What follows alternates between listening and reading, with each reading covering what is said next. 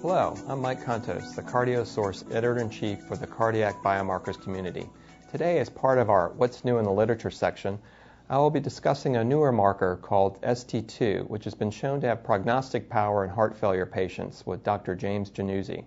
Dr. Januzzi is Associate Professor of Medicine at Harvard Medical School and Director of the Cardiac Intensive Care Unit in Massachusetts General, and is a biomarker expert who has evaluated this new marker in a variety of patient populations. Jim, can you tell us a little bit about ST2? Sure, Mike. It's a very interesting marker. ST2 as a biomarker was originally identified as a member of the interleukin receptor family. So it was originally conceived that this was an inflammatory marker, and indeed it does have some role in the inflammatory system.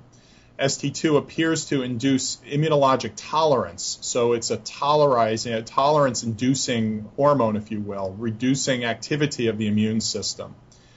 Interestingly, though, it seems to be much more than just an inflammatory marker per se.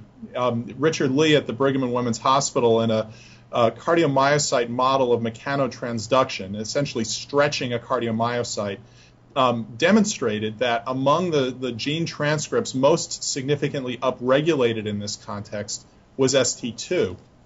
So in addition to being an inflammatory marker, it seems to be induced also by stretch of the cardiomyocyte. And this is important because the subsequent identification of the ligand for ST2 really sort of brought it home as a cardiac marker. This ligand is interleukin 33. IL-33 is secreted by fibroblasts in the heart and acts to reduce hypertrophy, reduce fibrosis, and ameliorate volume and pressure overload states. So it appears that ST2 plays a role as a crucial, pivotal step in transducing the benefits of IL-33 in the heart and hence reducing the risk for remodeling, for example, fibrotic change of the myocardium. So it's much, much more than just simply viewed as an inflammatory marker. It's probably better thought of as the crossroads between inflammation, fibrosis, and response to injury in the heart. Jim, you've been involved in a number of studies with ST2. What can you tell us about its prognostic power? Well, Mike, we've looked at ST2 in a number of different patient populations now. The original cohort that we examined ST2 values in was the PRIDE study, which was a study of patients with acute dyspnea. These patients presented to the emergency department with shortness of breath. 390 of them had shortness of breath from some other disease process besides heart failure, while the rest of them had acutely decompensated heart failure.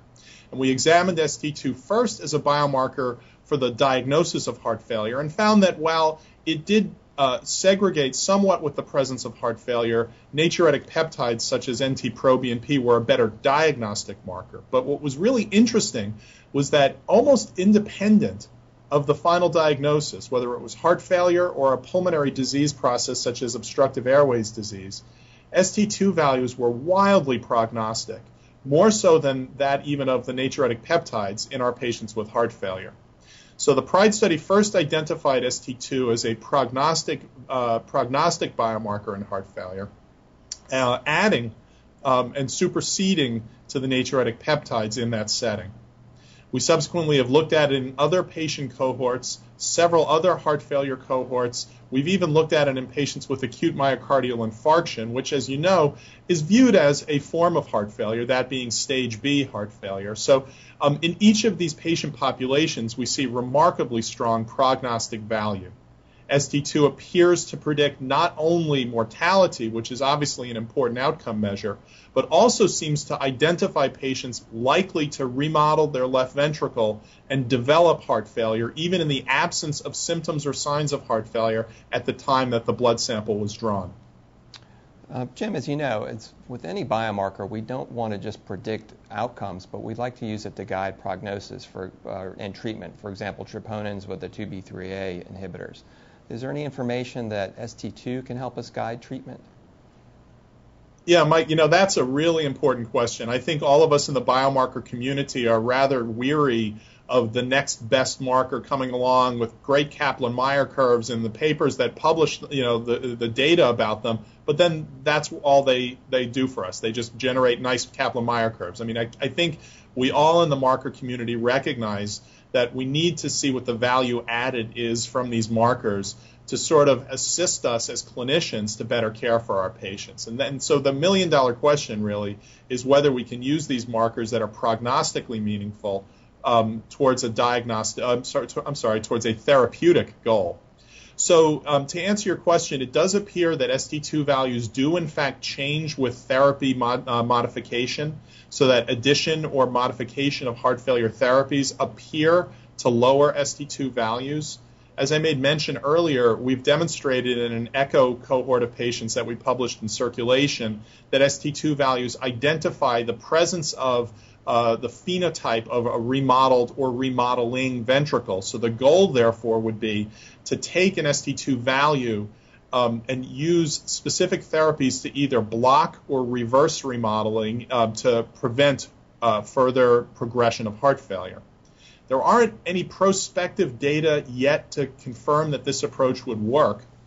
Having said this, there is one study that was published in the Journal of the American College of Cardiology by the first author of Weir that demonstrated that among patients with acute myocardial infarction, treatment with eplerenone, an aldosterone blocker, a drug presumed to have anti-remodeling effects in the context of acute myocardial infarction, specifically was of benefit in those patients with elevated ST2 values at the time of their myocardial infarction. So using a remodeling endpoint, a remodeling outcome measure, using cardiac MRI, the investigators demonstrated, albeit in a retrospective fashion, that ST2 values drawn at the time of randomization to the drug versus placebo, ST2 values predicted those patients that were going to show a favorable response to eplerenone relative to remodeling. So it may very well be that in the future we'll be choosing our drugs based on the biological signal for each patient rather than specifically using a one-size-fits-all approach for our drug therapy.